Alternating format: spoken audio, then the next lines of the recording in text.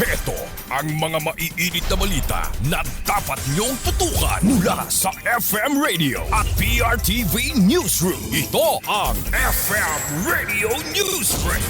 FM Radio Newsbreak. Magandang umaga mga ka-Vibes. Narito na ang mga maiinit na balita para sa ating FM Radio Newsbreak. Malungkot na ibinalita ni Pangulong Ferdinand R. Marcos Jr. na mayroong nang namatay na Pilipino sa patuloy na giyera sa gitnang silangan o Middle East. Sa isang video message sa kanyang social media account, sinabi ng Pangulo na nakatanggap siya ng ulat na may namatay na Pinay caregiver na si Mary Ann Velasquez Rivera na mula naman sa Pangasinan. Kasunod ito ng nangyari na joint attack ng Estados Unidos at Israel sa bansang Iran. Ayon sa Pangulo, tinutulungan ni Rivera ang kanyang elderly ward papunta sa bomb shelter ng tamaan ng shrapnel mula naman sa sumabog na bomba. Nangako naman ang Pangulo na ipapaabot ang lahat na maaaring tulong mula naman sa gobyerno. FM Radio Newsbreak. FM Radio Newsbreak. Samantala sa iba pang mga balita, nakatuon ang pansin sa proseso at hindi sa politika. Ito ang mensahe ng House Committee on Justice na sisimulang talakayin ngayong araw. Lunes ang 4 na verified impeachment complaints laban naman kay Sara Duterte.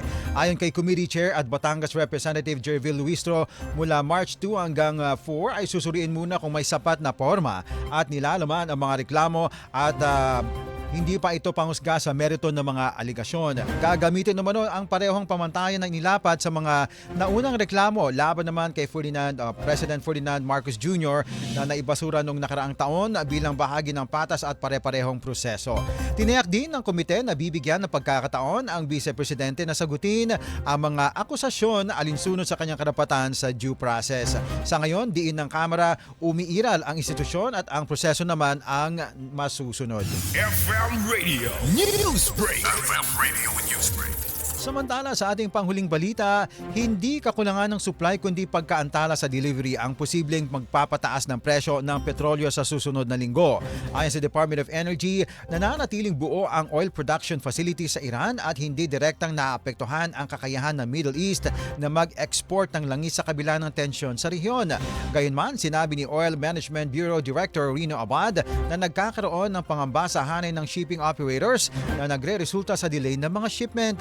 Dahil dito, inaasahang tataas ang presyo ng gasolina, diesel at kerosene sa mga susunod na araw. Posibleng maramdaman ang kabuuang epekto sa loob ng 2 hanggang 3 linggo na maaaring umabot sa hanggang 3 piso kada litro ang dagdag.